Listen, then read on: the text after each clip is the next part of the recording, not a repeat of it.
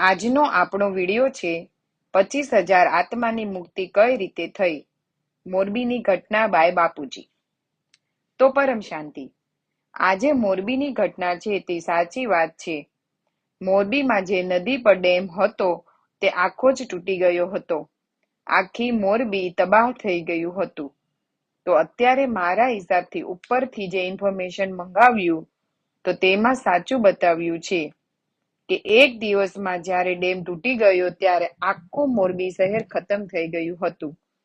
તો લગભગ 18,500 લોકો 1-2 કલાકમાં જ બધા ડૂબીને મરી ગયા હતા. બાકી જે કંઈ પણ બચેલું, ઘણા ઓછા બચેલા, તો તે સમયે આખું મોરબી સાફ થઈ ગયું. તો આ બધા ભૂત પ્રેત બની ગયા હતા. અંતમતી જો ગતિ, આત્માની જે સ્ટેજ હોય છે અંતમતી સો ગતિ, તો તે જ બચાવો ચિલ્લાવતા હતા બિચારા ડૂબવા વાળા.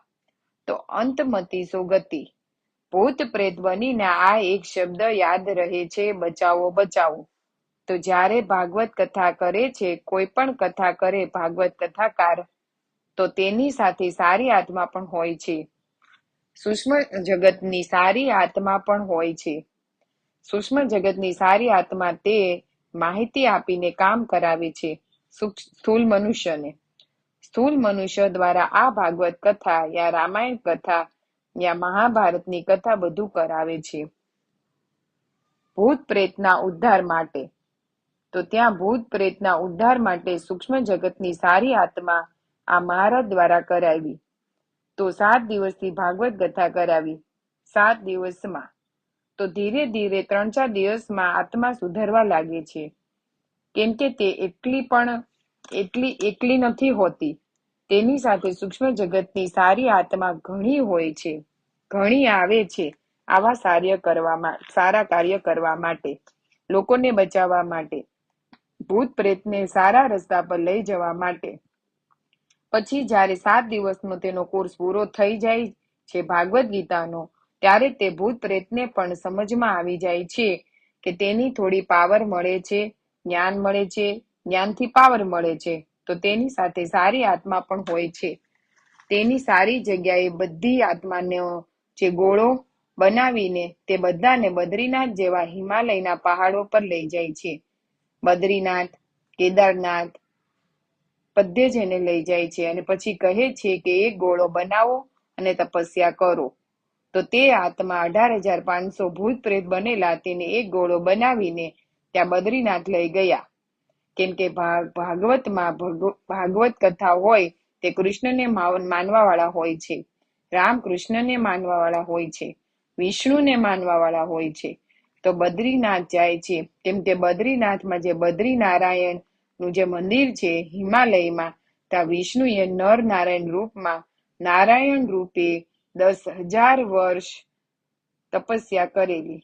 નારાયણે નર રૂપમાં 10,000 વર્ષ તપસ્યા કરેલી.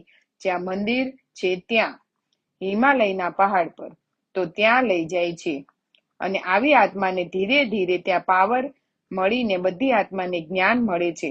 સૂક્ષ્મ જગતમાં જ્ઞાન મળે છે, તેનો ઉદ્ધાર કરે છે. પછી તેને રુચિ વધે તો હિમાલયના પહાડો પર ઉપર લઈ જાય છે. ત્યાં મહાદેવના દર્શન કરાવે છે.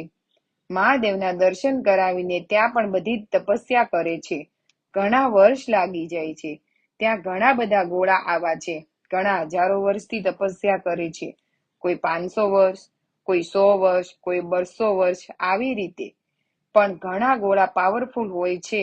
તો તે 1-2 વર્ષમાં પણ મહાદેવ તેને ઉપર સૂક્ષ્મ લોકમાં યા સ્વર્ગ લોકમાં ઉપર મોકલી દે છે.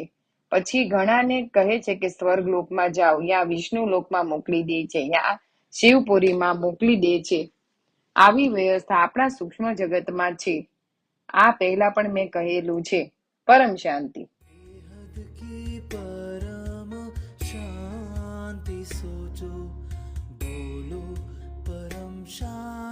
Join us daily for our morning live meditation, Monday to Saturday, 5:30 to 6:30 a.m. Join us daily for live meditation, 10 p.m. to 11 p.m. on YouTube Live. Subscribe now. Website www anant@paramshanti.org. Email us anant@paramshanti.org. Like, share, subscribe. Join today. बेहद की